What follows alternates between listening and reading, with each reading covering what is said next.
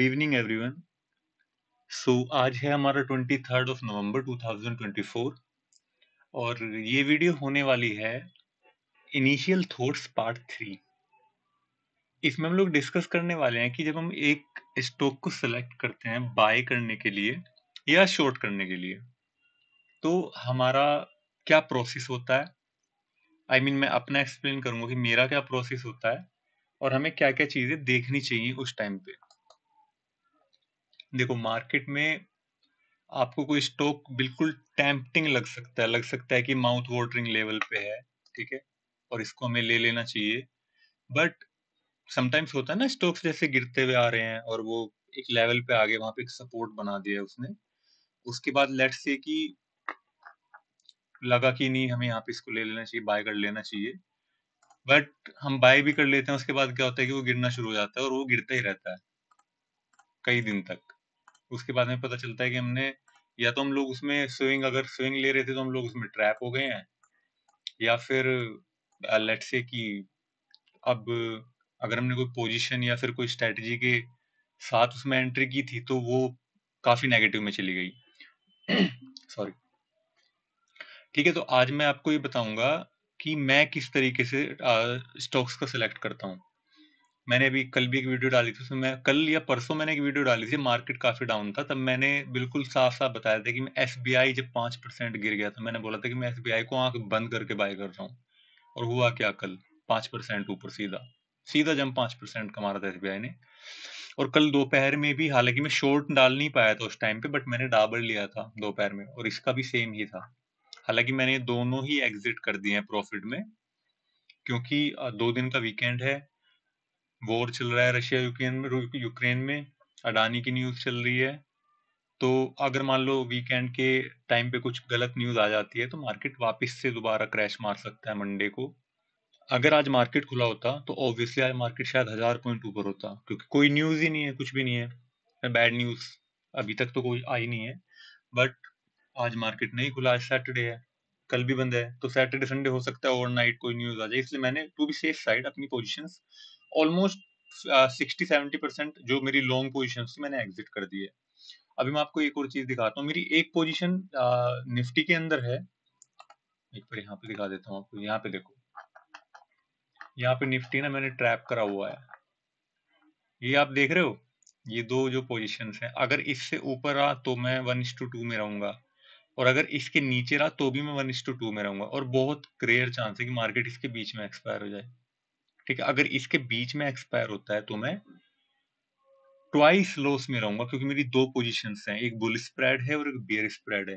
देखो, अगर मार्केट नीचे एक्सपायर होता है तो ऑब्वियसली मैं तब भी प्रॉफिटेबल हूँ, क्योंकि अगर मुझे 500 का लॉस है तो 1000 का प्रॉफिट है, तो मुझे ऊपर वाला 500 का लॉस देगा, नीचे वाला 1000 का प्रॉफिट देगा। सेम फॉर दिस, अगर मैं ऊपर जाऊंगा तो नीचे वाला मेरे को 500 का लॉस देगा, ऊपर वाला 1000 का देगा। मैं इसमें अपने लोड्स मल्टीप्लाई कर सकता हूँ, 10 लोड, 20 लोड, 50 लोड, जितने में चाहूँ, प्रॉफिट उसी हिसाब से हो जाएगा।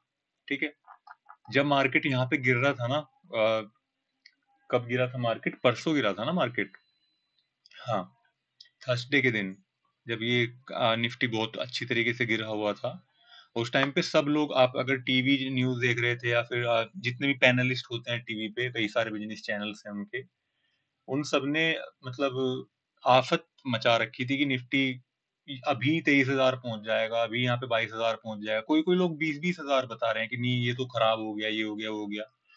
उस टाइम पे पता है मैं यहाँ पे लॉन्ग पोजीशंस बनाने में लगा हुआ था, क्योंकि मुझे पता था मार्केट रिकवर करेगा, आज नहीं करेगा, कल कर जाएगा, परसों कर जाएगा। क्योंकि पता है मैं ना वेट करता हूँ, ये मैं आपको बता रहा था ना कि मैं किस तरह स्टॉक सेलेक्ट करता हूँ। वैसे मैं जनरली इंडेक्सेस में काम आजकल कम ही करता हूँ, बट स्टिल मैं ट्राई करता हूँ कि मैं मार्केट को ना इस तरह ट्रैप कर पाऊँ। और ये मैंने जो बेयरिश वाली जो पोजीशन मैं आपको दिखा रहा हूँ ना, ये मैंने यहाँ पे टॉप पे बनाई हुई है, समझे, इस टॉप पे अराउंड यहाँ कहीं के आसपास। और ये जो मेरी बुलिश वाली पोजीशन है, ये मैंने यहाँ पे बॉटम पे बनाई हुई है। तो मैं इस तरह से मार्केट को ट्रैप कर लेता हूँ, अगर मार्केट इस तरह वाइल्ड मूवमेंट देता है। ठीक है, अब रही बात इस एक चीज की कि अब आपके दिमाग में एक सिंपल सा क्वेश्चन और कि यार आपको यहाँ पे कैसे पता चला कि मार्केट यहाँ से रिकवर कर जाएगा या कर सकता है। देखो, 100% कुछ नहीं होता, प्रोबेबिलिटीज होती हैं। ठीक है, अब यहाँ से कितनी पॉसिबिलिटी कि मार्केट रिकवर कर जाएगा, अब इस वाली प्रोसेस से हम लोग जाएंगे, और ये जो वीडियो है ये इसी के रिगार्डिंग है।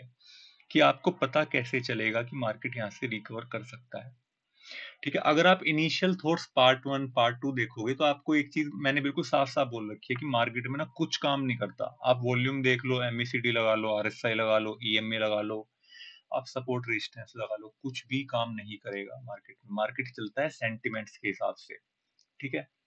अब अगर ये चीजें काम नहीं करती तो फिर क्या मतलब जितने पैनलिस्ट हैं या फिर जितने टेक्निकल एनालिसिस वाले लोग हैं, क्या मतलब वो लोग ऐसे ही हवा में बातें करते हैं? नहीं, ऐसा नहीं है। ये सब चीजें काम करती है बट परसेंटेज में और मल्टीपल कंफर्मेशंस के साथ। देखो, अगर मैं यहाँ पे सिर्फ वॉल्यूम देख के ट्रेड करने लग जाऊँ ना, तो मैं आपको वॉल्यूम का दिखा देता हूँ, वॉल्यूम कितनी बुरी तरह से आपको ट्रैप करेगा। यहाँ पे देख लो इसको, इसे देख के कोई भी बोलेगा ना कि सेलिंग आई है सेलिंग कहीं पे, मार्केट वहां पे चला गया 3-4 दिन के अंदर ही। और दिखा देता हूँ आपको, ये देख लो कितनी बड़ी बिग बार है, सारी की सारी इनसे ज्यादा है सेलिंग, आपको दिख रही है कहीं पे सेलिंग? सो अगर आप सिर्फ वॉल्यूम देख के सोच रहे हो कि नहीं वॉल्यूम देख के मैं कर लूंगा तो मामला खराब हो जाएगा, ठीक है? बट हाँ, volume can be one of the confirmation, ठीक है? अगर आपके पास 4-5 कंफर्मेशन है मिनिमम और आपको कोई ट्रेड बता रहा है कि हाँ ये ट्रेड लिया जा सकता है, तो ही उसमें एंटर कीजिए। अब मैं आपको दिखाता हूँ मेरा प्रोसेस क्या रहा। यहां से चल लेते हैं, हैवेल्स, डाबर, हाँ ठीक है। मैंने डाबर में मैं लॉन्ग था, डाबर का मैंने आपको बता दिया, मतलब मैं बताऊंगा, सॉरी। और इसको ले लेते हैं हैवेल्स को, है ना, ये ठीक है। चलो अब है ना one by one step by step मैं बताता हूँ आपको कि लेट्स एज्यूम कि मार्केट ओपन है अभी, मैं अपना एनालिसिस कर रहा हूँ और मेरे को अभी एक स्टॉक लेना है। स्टॉक लूं या मैं उसकी पोजीशन लूं, मतलब पोजीशन आई मीन टू से कि उसके अंदर स्ट्रेटेजी बनाऊं कोई, चाहे वो स्प्रेड्स हो, चाहे रेशियो स्प्रेड्स हो, या फिर वो कैलेंडर स्प्रेड्स हो, या फिर लेट से वो बैटमैन हो, कोंडोर हो, है ना?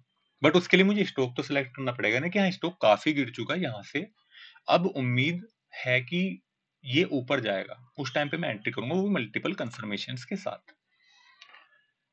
तो वन बाय वन चलते हैं। सबसे पहले मैं क्या चीज देखता हूँ, देखो मुझे सपोर्ट रेजिस्टेंस से कोई खास मतलब नहीं होता, ठीक है? सपोर्ट रेजिस्टेंस पे अगर आप काम करने लगोगे तो देखो वो एक ऐसी चीज है सबको दिखती है, ठीक है? तो पहले मैंने इसका सपोर्ट निकाल लेता हूँ और मैं निकाल रहा हूँ वीकली टाइम फ्रेम पर। वीकली टाइम फ्रेम पे क्यों निकाल रहा हूँ? क्योंकि वीकली टाइम फ्रेम सबसे स्ट्रॉन्ग होता है अमंग कंप्लीट स्टॉक मार्केट। अगर वीकली टाइम फ्रेम पे आपको कोई इंडिकेशन दिख रहा है ना, तो वो सबसे ज्यादा पावरफुल होता है, ये समझ लो कि उसके कंप्लीट होने के चांसेस सबसे अच्छे होते हैं। उसके बाद आता है डेली टाइम फ्रेम।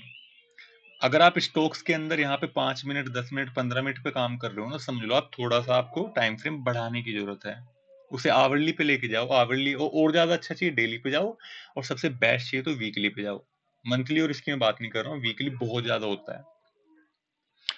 अब ये देखो यहाँ पे ना, मैं आपको हैवेल्स का ही दिखा देता हूँ, ये खुला हुआ पड़ा था इसलिए मैं बाद में डाबर की बात कर लूंगा। हैवेल्स में देखो क्या हुआ, मैं वीकली पे हूँ, यहाँ पे आपको एक ये दिखी, ठीक है? मैं अगर इसको मार्क कर लेता हूँ, इसकी ग्रीन और उस पे मत जाना, मतलब ये लाइंस पे, ये सपोर्ट्स नहीं ऊपर वाले, मैं इनका कलर ही चेंज कर देता हूँ, ये लीजिए। अब आप एक चीज देखिए, अगर मैं इन दो लाइंस को देखूँ तो एक इनसाइड बार है वीकली में, और ये सारे के सारे इसके अंदर है, बट इनसाइड बार को ना देखो इसने यहाँ पे फेल कर दिया है, इस वाले के विक ने, ठीक है? अदरवाइज ये बहुत अच्छा इनसाइड बार था, और अगर ये ग्रीन वाली की जगह रेड बनती और ये नीचे बंद हो जाती तो मैं इसमें बियरिश हो जाता, क्योंकि वीकली है, वीकली पे मैंने बताया कि पावरफुल होती है, सबसे पावरफुल। इसने नहीं किया और यहाँ से जंप मार गया, ठीक है? तो अपना इनसाइड बार का कंसेप्ट यहाँ पे खत्म ही हो गया, और आगे चलते हैं। अब ये जो आप एक पैटर्न देख रहे हो, ये पैटर्न इसमें बनने लग रहा था, ठीक है? अब मैं इसको ले आता हूँ डेली वाले टाइम फ्रेम पे, ये अपना इस तरीके का पैटर्न बना, तो ये मैंने बहुत पहले से बना रखा है, आप देख सकते हो मैं डेली पे हूँ, और ये अराउंड 2 महीने का तो होगा ही होगा, इतने सारे कैंडल्स ज्यादा किए हैं, देखो जून से चलता हुआ आ रहा है। तो मैं इसका वेट कर रहा था कि या तो ये ऊपर को जाए, फिर रीटेस्ट करने के लिए आए, फिर मैं यहाँ पे कहीं पे ले लूं इसको, ठीक है? बट रिमेंबर ये अभी फर्स्ट कंफर्मेशन है, मैं 4 या 5 कंफर्मेशन से पहले कभी एंटर नहीं करता, ठीक है? इसको नीचे आने दो, ये आया, इसने यहाँ पे टच किया, ठीक है? टच किया, अच्छी बात है। अब देखो यहाँ पे ना, पहला अगर मैं अपनी जगह पे होता आई मीन अगर ये सारे के सारे कंफर्मेशन दे दिया होता उस टाइम पे यहाँ पे, तो मैं इसी ग्रीन कैंडल पे एंटर कर लेता, ठीक है, अगर अदर कंफर्मेशंस होते मेरे पास, but I am damn sure other confirmations नहीं थे, इसलिए मैंने यहाँ पे एंट्री नहीं की। मार्केट फिर ऐसे ऐसे चलता, फिर ये गिर गया। ये तो खैर पैनिक में गिरा है, ये जो पैनिक आया था कुछ दिन पहले, उसके बाद फिर यहाँ पे, फिर यहाँ पे, अब यहाँ पे हो गया हमारा फर्स्ट कंफर्मेशन की ये वापस से उसी के अंदर आ गए हमारे चैनल के अंदर, ठीक है, ये यहाँ पे आया। अब देखो मैं यहाँ पे एंट्री करूंगा इसमें, जहाँ पे मेरा माउस है अभी। अब आप यहाँ पे ना कंफर्मेशन काउंट कीजिए कितने हैं। पहला कंफर्मेशन, चैनल का लोअर साइड इसने टच किया। सेकंड कंफर्मेशन, जहां पे मेरा माउस है आपको हैमर दिख रहा होगा डेली टाइम फ्रेम पे, ठीक है। थर्ड कंफर्मेशन, मेरे माउस के जस्ट राइट में जो बार है, ग्रीन बार आपको दिख रहा होगा, that is called open interest, OI profile, this one, ये आपको ही दिख रहा है ना यहाँ पे सबसे। देखो एक और चीज देखो यहाँ पे बहुत ध्यान से, ऊपर सारे रेड हैं, यहाँ पे आके क्या हुआ, ग्रीन ने ना टेक ओवर 1620 पे ही करना शुरू कर दिया था, इवन 1640 पे ही करना शुरू कर दिया। देखो ग्रीन बड़ा है ना रेड से, यहाँ पे आके आपका ओआई एक बैलेंस में आ गया कि अब मेरे जितने सेलर्स हैं उतने मेरे बायर्स हैं। हम थोड़े और नीचे आए, स्टिल आए ना यहाँ तक नीचे, 1620 तक आए, यहाँ पे बायर्स डोमिनेटिंग थे। और जब हम 1600 हमने टच किया तो आप देख सकते हो ग्रीन रेड से 4 गुना बड़ा है, 1.27 एल का है, जिन्होंने कॉल सेल कर रखी है और जिन्होंने पुट सेल कर रखा है, यानी कि यहाँ पे बायर्स बैठे हुए हैं और वो खूब सारा पैसा लेके बैठे हुए हैं, बहुत अच्छी पोजीशन बना के, कि हम इससे नीचे तो हैवेल्स को नहीं जाने देने वाले, ठीक है। थर्ड कंफर्मेशन, अब आते हैं हम लोग इन दो इंडिकेटर्स पे। वैसे मैं इंडिकेटर्स पे ज्यादा बिलीव नहीं करता, बट जब मेरे पास एक दो कंफर्मेशन होते हैं ऑलरेडी, तब मैं इंडिकेटर्स पे जाता हूँ, ठीक है। और इनको तो आप छोड़ ही दो, ये जो एमए लगा हुआ है ना, इसको मैं बंद ही कर देता हूँ, क्योंकि मैं खुद भी यूज नहीं करता। मैं एमए 200 यूज करता हूँ ओनली, ये ब्लैक लाइन जो यहाँ पे घूम रही है, ओनली मैं इसको यूज करता हूँ, ठीक है। और एक और कंसेप्ट होता है ना गोल्डन क्रॉसओवर और गोल्डन डेथ का, आपने सुना होगा जो 50 ईएमए या 50 एसएमए। अभी मैं आपको ईएमए और एसएमए का भी बताऊंगा कि मैं एसएमए क्यों प्रेफर करता हूँ ईएमए के कंपैरिजन में। बट आपने सुना होगा गोल्डन क्रॉसओवर की, जब 50 ईएमए 200 ईएमए को नीचे से ऊपर की साइड को क्रॉस करे तो वो गोल्डन होता है कि हाँ स्टॉक ऊपर चला जाएगा, एंड वाइस वर्सा की अगर वो ऊपर से नीचे की साइड को कर रहा है तो वो नीचे चला जाएगा। बट मैं इस वाले कंसेप्ट पे बिल्कुल भी बिलीव नहीं करता। इसको मैंने आज तक ना ही कभी इसके ऊपर कभी ट्रेड लिया, ना ही मैं कभी इसके ऊपर ट्रेड लेने की सोचता, ठीक है। तो हमारे ओआई तक हमारे 3 कंफर्मेशन हो गए थे, ठीक है। अभी मैं पहले ये 2 प्लगइन्स एक्सप्लेन कर दूं, उसके बाद मैं बताऊंगा कि मैं एसएमए को ज्यादा प्रेफरेंस क्यों रहती है मेरी ईएमए के कंपैरिजन में। तो मेरे पास 3-4 मल्टीपल कंफर्मेशन हो गए। अब आता है नंबर प्लगइन्स इनका, नॉट प्लगइन्स, इनको क्या बोलते हैं, इंडिकेटर्स का। यस, देखो मैं ना सिर्फ 2 इंडिकेटर यूज करता हूँ, एक एमएसीडी और एक आरएसआई, ठीक है। आप अगर किसी भी एक अनुभवी उसको देखोगे ना, पैनलिस्ट को टीवी चैनल्स पे, तो आपको मिलेगा कि वो लोग है ना आरएसआई को जरूर प्रेफर करते हैं, एमएसीडी करें या ना करें। और वो एक इंडिकेटर और यूज करते हैं, बोलिंजर बैंड्स, ठीक है। अपन भी देख लेते हैं, हमारे पास भी पड़ा है क्या, ये रहा, ठीक है। हालांकि बोलिंजर बैंड ने यहाँ पे नहीं दिया था, बोलिंजर बैंड बोल रहा था कि आप थोड़ा और नीचे तक रुको 1550 तक, बट वहां तक स्टॉक नहीं आएगा, इसलिए मैं बीबी ऐसे भी वो भी पड़ा था मेरा, ठीक है। देखो पहले मैं ना आरएसआई आपको डिफाइन कर देता हूँ। आपने इतनी सारी वीडियोस देख ली होंगी आरएसआई की, तो आपको ये तो समझ में आ गया होगा, ओवरबोट ओवरसोल्ड का वो है। देखो जहां पे मेरा माउस है, यहाँ पे नीचे आप देखो, दिस वन, इस पे मैंने एंट्री करनी थी ना, मार्केट ने कहां तक गया इसका आरएसआई, 20 के आसपास। और जब भी किसी स्टॉक का आरएसआई 20 जाए ना, और वो भी पहले दिन नहीं जाना चाहिए, मतलब ऐसा ना हो कि मार्केट यहाँ से पैनिक में फटाक से यहाँ पे आए और उसका आरएसआई 20 चला गया एक दिन के अंदर, आपको एंट्री नहीं करनी। अगर आरएसआई को आप देख रहे हो ना, क्योंकि आरएसआई क्या है ना, रिलेटिव स्ट्रेंथ इंडेक्स होता है। अगर मार्केट में जैसे अडानी की न्यूज आई थी पैनिक वाली, है ना, तो उस टाइम पे सारे स्टॉक्स गिरे थे, उस टाइम पे आप इंडिकेटर्स मत ही देखो, और वो भी एक ही दिन में गिरे हैं 20-20% के, जब लोअर सर्किट लगे थे। तो आरएसआई एकदम से डाउन आएगा सारे स्टॉक्स का। तो मैं जब आरएसआई मुझे कंसीडर करना होता है, तो मैं ये देखता हूँ कि एक ही दिन में तो नहीं आया ऊपर से नीचे। अब देखो इस एक छोटी सी हैमर पे एक दिन में तो नहीं आया, एक दिन में इसने कितना सा ग्राफ बनाया, ये छोटा सा, ये गिरता हुआ आ रहा है वहां से, ठीक है। अगर मैं इसका आपको डाइवर्जेंस भी दिखाऊं, मैं आपको कंफ्यूज नहीं करना चाहता डाइवर्जेंस किसको बोलते हैं, बट ये इसका डाइवर्जेंस है, ठीक है। ये नीचे की साइड आने लग रहा है। दूसरा डाइवर्जेंस आपको यहाँ से मिल जाएगा टॉप टू टॉप अगर आप करोगे कि ये भी नीचे की साइड आ रहा है, ठीक है। सो जैसा मैंने बोला RSI 20 के आसपास आ गया है, मैं 20 के आसपास में बाय करता हूँ। मतलब वो मेरे लिए माउथ वाटरिंग लेवल होता है कि मल्टीपल कंफर्मेशंस पहले से हैं और RSI भी नीचे आ गया है 20 के आसपास, ठीक है।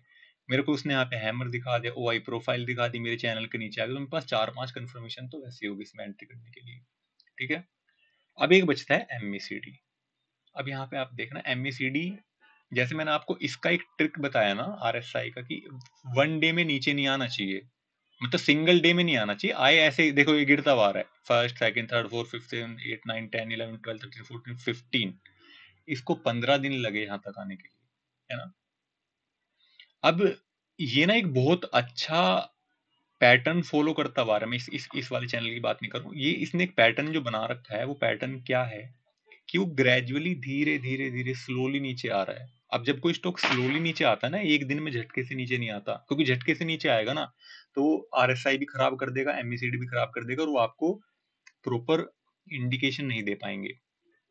बट जब वो ग्रेजुअली नीचे आता है कई दिन में, तो उसकी जो रिलेटिव स्ट्रेंथ है ना, जो उसकी बाइंग और सेलिंग हो रही है, यानी स्टॉक के अंदर कितनी स्ट्रेंथ है, वो बहुत स्टेबिलिटी के साथ ग्रेजुअली नीचे आती है। तो आपको ये पता होता है कि हाँ ये पिछले 5 दिन से गिर रहा है, अब इसमें चांसेस हैं कि ऊपर जा सकता है, ठीक है। मेरे को RSI दिखा, ये मेरा छठा कंफर्मेशन था। मैं बात करता हूँ MACD, मुझे ये MACD ना बहुत पसंद है, बट MACD को यूज करने का मेरा जो तरीका है ना वो बिल्कुल ही अलग है, ठीक है। मैं इस क्रॉसओवर पे कभी नहीं जाता। ये जो आपको क्रॉसओवर दिख रहा है ना, लोग बोलते हैं ना कि ब्लू जब ऑरेंज को कट करे, तब मैं आपको ना इसके फेल होने के दिखाता हूँ कितनी। ये ना 10 में से अराउंड 7 बार फेल होते हैं क्रॉसओवर्स इस तरीके के। यहाँ पे देख लो आप, कहाँ पे दिखाऊं आपको, ये रहा क्रॉसओवर, ठीक है। उसके बाद ये साइडवेज होगा, कितने दिन, लगभग 20 दिन 25 दिन, इतनी ट्रेडिंग होती है इसमें। आपकी पोजीशन वैसे खत्म हो गई होगी बुलिश या बियरिश वाली, आप लॉस में आ जाओगे, सेलर हो तो बचे रहोगे, ठीक है। और एक क्रॉसओवर यहाँ पे देखो, ये तो चलो खैर सक्सेसफुल। अब ये सक्सेसफुल क्यों है वो बताऊंगा अभी। आप जब मेरी थ्योरी सुनोगे ना आपको समझ में आएगा ये वाला क्रॉसओवर सक्सेसफुल क्यों है, ठीक है। चलो मैं अपनी थ्योरी पे आ जाता हूँ। ये आप टेस्ट कर लेना इसको ना अपने चार्ट्स पे जाके ना, ये क्रॉसओवर ना बहुत बार फेल होता है। इनके चक्कर में मत पड़ना कि यार ये क्रॉस कर रहा है तो मैं ले लूं। कभी कभी ये देखो क्या करेगा, यहाँ पे देखो आप, take a look on this. ये आपको लगेगा कि यार ये क्रॉस कर रहा है, इसने क्रॉस कर दिया, आपने पोजीशन की लोअर साइड ले ली, क्या हुआ, मार्केट में गया ऊपर। सेम यहाँ पे देख लो, है ना। इसलिए मैं बता रहा हूँ ना, ये यहाँ पे देख लो, इतने से चार्ट में कितनी बार पास हुआ, एक बार ये पास हुआ, यहाँ फेल फेल, यहाँ पे पास, यहाँ फेल, ठीक है, यहाँ फेल यहाँ फेल, तो बड़ा लॉस देगा आपको। तो मैं MACD में फिर मैं देखता क्या हूँ, मैं इन लाइंस को कभी नहीं देखता, ठीक है। ये जो लाइंस है ना ये मूविंग एवरेज है। अच्छा, और मुझे MACD इतना पसंद क्यों है मैं बताता हूँ कि MACD अकेला ना 3-4 इंडिकेटर्स का काम करता है। अगर आप इसको समझ जाते हो ना MACD को, तो 3-4 इंडिकेटर्स का एक साथ काम कर रहा है। देखो आपको दो लाइंस दिख रही हैं, ब्लू ऑरेंज, ठीक है। ब्लू जो है वो स्लो मूविंग एवरेज है, ये बाय डिफॉल्ट 12 पे सेट होता है आपके टाइम फ्रेम के अकॉर्डिंग। यानी कि अगर आपने डेली लगा रखे है तो 12 दिन का आपको मूविंग एवरेज ये चल रहा है, तो मुझे EMA और SMA ऊपर लगाने की जरूरत नहीं है। ये है दूसरे वाला, ये 24 या 26 पे सेट होता है, ठीक है। इसकी सेटिंग्स में चेंज करने के लिए मैं कभी सजेस्ट नहीं करूंगा। बहुत सारे लोग पता है फालतू का ज्ञान देते रहते हैं कि यार आपने इसकी सेटिंग्स करो 9 पे 15 पे और 21 पे, ये 3 EMA लगा लो, तो वो 2 EMA तो ही सेट कर लेंगे, 9 और 15 वाला, और 21 यहाँ पे लगा के बैठ जाएंगे 200 के साथ, ठीक है। 21 200 का कोई पेयर बताएगा, कोई आपको 5 EMA बताया, कोई 9, कोई 11, किसी को और कुछ नहीं मिला तो बिना मतलब का कोई ऐसी 17 बता देगा, 13 बता देगा, ठीक है। भाई कोई सेंस नहीं बनता उन चीजों का। पहली बात तो मैं मूविंग एवरेज मैं तो प्रेफर नहीं करता। अब MACD जो सबसे पावरफुल चीज आपको दिखाता है ना, वो ये चीज दिखाता है हिस्टोग्राम, ठीक है। हिस्टोग्राम क्या चीज बता रहा है, देखो हिस्टोग्राम अकेला ही ना आपका एक तो ये बता रहा है कि सेंटिमेंट क्या है मार्केट का, ठीक है, और वो सेंटिमेंट किस साइड जा रहा है, हिस्टोग्राम आपको ये चीज बताता है। अब मैं आपको बताता हूँ कि मैं MACD को किस तरह रीड करता हूँ। देखो थोड़ा सा समझने की कोशिश करना, अगर मैं अच्छी तरह से समझा पाऊँ तो। कहीं से भी ले लेते हैं, यहाँ से ले लेते हैं, ठीक है? अब मैं चार्ट पे ले आता हूँ। देखो, हिस्टोग्राम में क्या है, एमए की जो लाइन्स है ना आपके हिस्टोग्राम से दूर होनी चाहिए। अब देखो, अगर मान लो मैं यहाँ की बात करूँ, जहाँ पे भी मेरा माउस है, ऊपर भी आप देखना 200 डी जो एसएम में है उसको भी देखना। हैवेल्स ने 200 का एसएम में टच किया। जनरली स्टॉक्स वहां से भाग जाते हैं 200, समटाइम्स तोड़ के नीचे भी आ जाते हैं। अगर मैंने यहाँ पे एक पोजीशन ले ली होती तो मैं यहाँ तक बैठा होता, मैं एक लॉस दिख रहा होता मुझे यहाँ भी, क्योंकि मैं बाइंग साइड दूंगा ऑब्वियसली अगर मैं डेबिट स्प्रेड बनाऊंगा तो मैं यहाँ पे बैठा होता, मुझे 10 दिन हो जाते हैं यहाँ पे बैठे हुए और मैं यहाँ पे भी लॉस में ही घूम रहा होता, क्योंकि मेरा ब्रेक इवन कहीं निकलता यहाँ कहीं जाके, है ना, जहाँ पे भी मेरा माउस है। तो मैं क्या करता है, तो मैं पोजीशन कट ऑफ कर देता अपनी, है ना, क्योंकि मैं अक्टूबर से नवंबर में जा रहा हूँ, यहाँ पे एक्सपायरी हुई है, तो मैं अपनी पोजीशन यहाँ पे निकाल देता, है ना। और मैं नवंबर में यहाँ पे एंट्री मुश्किल करता, क्योंकि नवंबर में देखो ये 1 या 2 नवंबर की ये कैंडल है और वो 200 डे की मूविंग एवरेज से नीचे है, तो टेक्निकली तो मुझे यहाँ पे बियरिश होना चाहिए। और 1 नवंबर आ गया, नई पोजीशन बनानी है, अगर मैं बियरिश बनाता तो मैं तब भी एसएल दे के बैठा हुआ होता, ठीक है। तो जब मेरे को यहाँ पे कुछ साफ साफ क्लियर नहीं दिख रहा है तो मैं फिर आरएसआई के पास गया, आरएसआई ने मुझे बताया कि देखो मैंने ये 30 टच कर लिया यहाँ पे, बट मैं जो माउथ वाटरिंग लेवल मेरा होता है ना, मैं 20 के आसपास ज्यादा प्रेफर करता हूँ, 30 नहीं। तो मैं फिर चला गया एमएसीडी के पास। अब एमएसीडी मुझे बताएगा कि मेरे को यहाँ पे एंट्री लेनी चाहिए या फिर स्टॉक्स यहाँ से और ज्यादा गिर सकता है या साइडवेज जा सकता है। एमएसीडी आपको सबसे अच्छी जो चीज बताता है वो यही बताता है कि क्या ये यहाँ से नीचे गिर सकता है, क्या ये यहाँ से साइडवेज हो सकता है, या फिर ये यहाँ से ऊपर जा सकता है, ठीक है। ये सिंगल कंफर्मेशन है एमएसीडी का, मैंने बताया ना 4 या 5 कंफर्मेशन होंगे ट्रेड में, आप तभी एंट्री करोगे, मैं तभी एंट्री करता हूँ। तो मैं इस कैंडल पे आता हूँ जहां पे मेरा आरएसआई ने 30 टच किया था और मैं 1 नवंबर पे आया था, दिस वन। देखो एमएसीडी ने मेरे को बताया कि मैं नीचे जा रहा था, हिस्टोग्राम ने इसके, जब तक ये डार्क रेड बन रही है यानी कि सेलिंग प्रेशर हैवी है, लाइट रेड और ये बार्स छोटे होने शुरू हो गए, मतलब सेलिंग प्रेशर धीरे धीरे कम हो रहा है, ठीक है। और एमएसीडी की सबसे अच्छी बात यह है कि ये आपको एकदम से ना कोई झटका नहीं देता।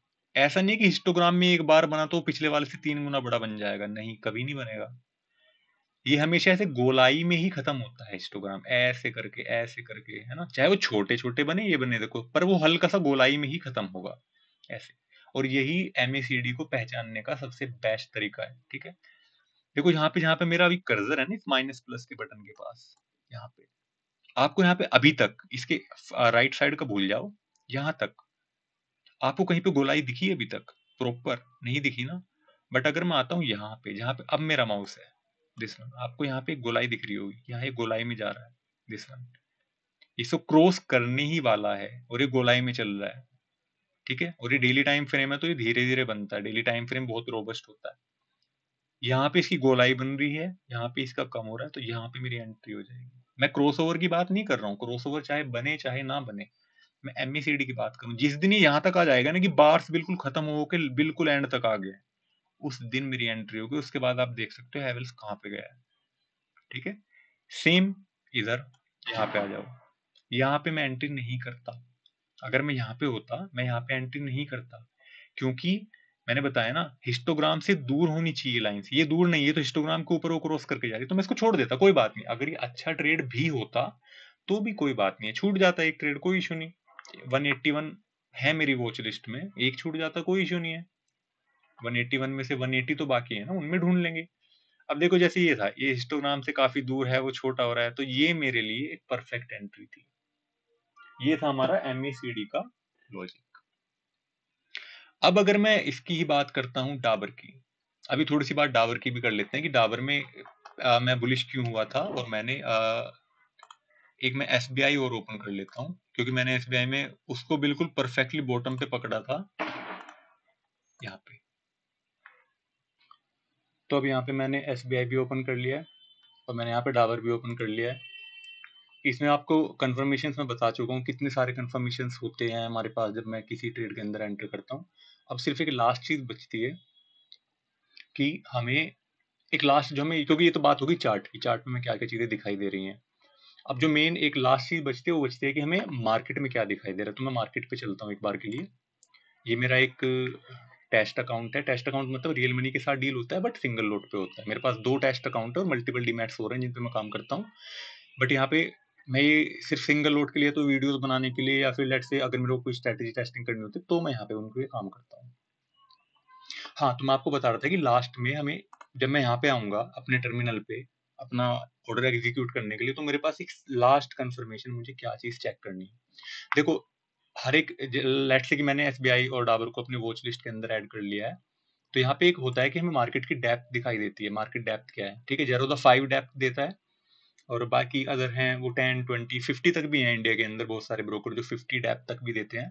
बट से भी बोलता है कि आप आईटीएम एटीएम के आसपास ही रहो, मतलब नियर ही रहो एटीएम। इससे ज्यादा दूर जाओगे तो आपको लॉसेस होंगे। जो कि छोटे जो इन्वेस्टर्स हैं या फिर छोटे जो ट्रेडर है ना, वो जो सबसे ज्यादा गलती करते हैं ना, 2-2 रुपए वाले 5-5 रुपए वाले ऑप्शंस खरीद के बहुत ही डीप ओटीएम चले जाते हैं वो लोग, वो जीरो हो जाते हैं। बायर्स इसलिए ज्यादा लॉस करते हैं डीप ओटीएम के चक्कर में। आपको नियर एटीएम ही रहना है। सो यहाँ पे जो मार्केट डेप्थ है ना, ये आपको दिखाएगी। यहाँ पे लेफ्ट में टोटल दिखाई कितने बायर्स हैं, राइट में दिखाई कितने सेलर्स हैं। देखो, अगर बायर्स ज्यादा हैं, सेलर्स कम है, यहाँ पे आपको टोटल में दिख गया, ठीक है। तो ऑब्वियस सी बात है, मैं भी लॉन्ग पोजीशन चाह रहा था यहाँ पे, और यहाँ पे मुझे एक और कंफर्मेशन मिल गया कि मेरे साथ और भी बहुत सारे लोग हैं जो लॉन्ग पोजीशन चाह रहे हैं, ठीक है। ये मेरा एक लास्ट कंफर्मेशन होता है। तो अगर कोई स्टॉक ही ऐसा होने वाला है, क्योंकि यहाँ पे बैठे होते हैं बिग मनी इंस्टीट्यूशंस, बड़े बड़े लोग जो करोड़ों से ट्रेड करते हैं, वो लोग यहाँ पे बैठे हुए होते हैं। तो उनके पास पावर है कि मार्केट अगर अगेंस्ट भी जाने लग गया ना, तो उसको रोक सकते हैं। इतना बड़ा पैसा अगर वो मार्केट ऑर्डर पे डाल देंगे ना, स्टॉक वहीं का वहीं रुक जाएगा, ठीक है। उनके पास पावर है, उनके पास पैसा है, तो हम उनके साथ चलेंगे ना, इंस्टीट्यूशंस के साथ। अगर मुझे डाबर में चार्ट पे मेरे सब कुछ मेरे को दिख गया कि सब चीज मेरी फेवरेबल है, बट यहाँ पे मैं आता हूँ, यहाँ पे मुझे चीजें मिलती हैं उल्टी, यानी कि यहाँ पे बायर्स कम है, सेलर्स ज्यादा, तो ऑब्वियसली मैं कभी भी उसके अंदर नहीं घुसूंगा। मैं इंस्टीट्यूशंस के अगेंस्ट क्यों जाऊं, ठीक है। ये मेरा एक लास्ट कंफर्मेशन है, ठीक है। और one more thing I forgot to mention कि आपको मार्केट से एक दिन पीछे चलना है हमेशा। मार्केट से एक दिन पीछे चलना मतलब इसका क्या मतलब होता है, मैं आपको बताता हूँ इसका मतलब। देखो, मार्केट गिरता हुआ आ रहा था, यहाँ पे मेरे पास 2 सपोर्ट है जो वीकली टाइम फ्रेम पे मैंने बना रखे थे बहुत पहले से। मार्केट वहां से जंप किया है, ठीक है, अच्छी बात है। इस वाली कैंडल को देख के कोई भी बोल देगा देखो मार्केट ने वहां से जंप कर लिया, बट उससे पहले मार्केट नीचे भी आया था, ठीक है। अगर यहाँ पे कोई शॉर्ट पोजिशन बनाता कि भाई ये सपोर्ट तो टूट गया, मैं यहाँ पे बना लेता हूँ, ऑब्वियसली शॉर्ट पोजीशन उसकी खराब हो जाती है ना। तो मार्केट से एक दिन पीछे चलने का लॉजिक क्या है, वो ये है। देखो, ये कैंडल मैंने शाम को देखी 3 बजे, ये बनने वाली थी, मान लो लेट्स अज्यूम कि 4 दिन पहले 3 बजे 3:15 के आसपास ये कैंडल बन गई। अब ये कैंडल जब नीचे बनी है, नीचे एक हैमर बन रहा है, ठीक है, तो यहाँ पे टेक्निकली हैमर देख के तो मेरे को वो ले लेना चाहिए, कॉल साइड ले लेनी चाहिए, बट नहीं। मैंने बताया ना, मार्केट से एक दिन पीछे चलना है। अगर आज हैमर बना है तो मैं आज पोजीशन नहीं लूंगा, मैं कल पोजीशन लूंगा। अब कल को मैंने देखा, कल को थोड़ा सा और ऊपर है बट बनी है रेड कैंडल, तो यहाँ पे मेरा जो कॉन्फिडेंस था ना वो लूज हो गया कि यार ये रेड कैंडल है, मैं नहीं लेने वाला, ठीक है। तो आपको इस एक अननेसेसरी लॉस से बचा लिया इस एक दिन पीछे चलने वाले कंसेप्ट ने। अब यहाँ पे देखो, मार्केट वापस सपोर्ट पे आया, अब ये बनी ग्रीन कैंडल। अब मैंने 3:15 पे देखा कि यार ग्रीन कैंडल है, पीछे से ऊपर जाके मार्केट क्लोज हो रहा है, लास्ट की क्लोजिंग प्राइस से भी, लास्ट के ओपनिंग प्राइस से भी ऊपर जाके क्लोज, तो मैं 3:15 पे यहाँ पे पोजीशन बनाऊंगा। और मैंने जैसा आपको बताया, मैं अपनी पोजीशन में रहता अगर ये दो, ये दो न्यूज ना चल रही होती, अडानी वाली और ये वॉर वाली, और वीकेंड ना आया होता, तो मैं अपनी पोजीशन में रहता, क्योंकि ये एक बहुत अच्छी जगह पे डाबर खड़ा हुआ है जहां पे इसको वो करना है, ऊपर जाना है। मैं आपको इसका ना उस पे भी दिखा देता हूँ। ये यहाँ पे अगर आप देखोगे ना, डाबर 15 मिनट को मैं हटा के 1 डे पे जाता हूँ वापस, दिस वन। मार्केट यहाँ तक आया था ना, एक बार ओआई देखना इसका कितना है, 10 गुना ओआई है, 10 गुना। कॉल साइड वाले लोग ज्यादा बैठे हुए हैं यहाँ पे कि हम इसको ऊपर लेके जाने वाले हैं। तो मैं इस लेवल पे तो डाबर को कभी ना छोड़ूं। इस लेवल पे अगर डाबर मेरे को मिल जाए 500 के आसपास, तो मैं बिल्कुल आंख बंद करके पोजीशन बना लूंगा इसके अंदर। ओपन इंटरेस्ट है, आरएसआई नीचे है, नीचे पड़ा हुआ ना, आरएसआई 20 से भी नीचे पड़ा हुआ है। यहाँ पे देखो, ये भी गोलाई बना ली इसने अपनी, ये बना लिया कप जैसा कुछ, और फिर क्या गया मार्केट ने अगले दिन, सीधी ग्रीन कैंडल, एक ही दिन के अंदर टारगेट पूरे, अराउंड 1.5-2% ऊपर गया था डाबर, आई रिमेम्बर। स्प्रेड्स के अंदर भी अगर आप बनाते हो तो भी आपको लेट से आप 30 या 35 हजार रुपए आपका लोट लगता है डाबर का, ये आपको 1000-1500 रुपए उसी दिन दे गया, वो आपको 2-3% का रिटर्न उसी दिन दे दिया, मैं तो निकल गया था मतलब लेके। So this was all about कि आपको ट्रेडिंग में अगर आप किसी स्टॉक के अंदर एनालाइज कर रहे हो तो आपको एटलीस्ट कितने सारे कंफर्मेशन चाहिए, तब जाके आप ये कह सकते हो कि हाँ मैं इसमें एंट्री ले सकता हूँ। ये मेरा प्रोसेस था, और भी बहुत सारे लोग आपको वीडियोस पे बताएंगे जो उनका प्रोसेस होता है। देखो मार्केट में कोई सही कोई गलत नहीं होता, market is always right, we are always wrong in the market. But ये है कि हाँ हम एटलीस्ट अपनी प्रोबेबिलिटीज को बढ़ा सकते हैं, मल्टीपल कंफर्मेशन के साथ हम लोग देख सकते हैं कि हम इसमें एंट्री कर पा रहे हैं कि नहीं कर पा रहे हैं। और अगर एक लेट्स से कि आपको सिर्फ 2 कंफर्मेशन मिले, बट आपका मन कह रहा है कि यार मैं एंट्री ले लूं, एंट्री ले लूं, एक एक वो वाली कहावत है ना कि शेयर मार्केट में हमेशा उनसे दूर रहना चाहिए जो बोलते हैं कि वो तेरे भाई को लगता है कि ये कल ऊपर जाएगा। अगर आपको एक या दो ही कंफर्मेशन मिल रहे हैं बट आपका मन ये कह रहा है कि नहीं ये कल को ऊपर जाएगा, मैं आपको कह रहा हूँ कि उसी टाइम पे टर्मिनल बंद कर दो और हट जाओ वहां से, मत एंट्री लो। क्योंकि शेयर मार्केट में जो चार्ट पे दिख रहा है, चार्ट वैसा ही करेगा, ठीक है। Chart is always superior, open interest is always secondary. Open interest change होने में इतना टाइम नहीं लगता, बट इतना ही ओपन इंटरेस्ट चेंज होने में टाइम लगता है 1:10 का, ठीक है। सो ये मेरा प्रोसेस था। अगर आपको इसमें कोई भी डाउट हो आप कमेंट कीजिए, मैं हर एक कमेंट का रिप्लाई करूंगा, ठीक है। और ये पार्ट 3 था, थोड़ा लंबा हो गया आई नो। लेट्स से कि पार्ट 4 किस वाले टॉपिक के ऊपर आता है। So till then take care, happy trading, bye bye.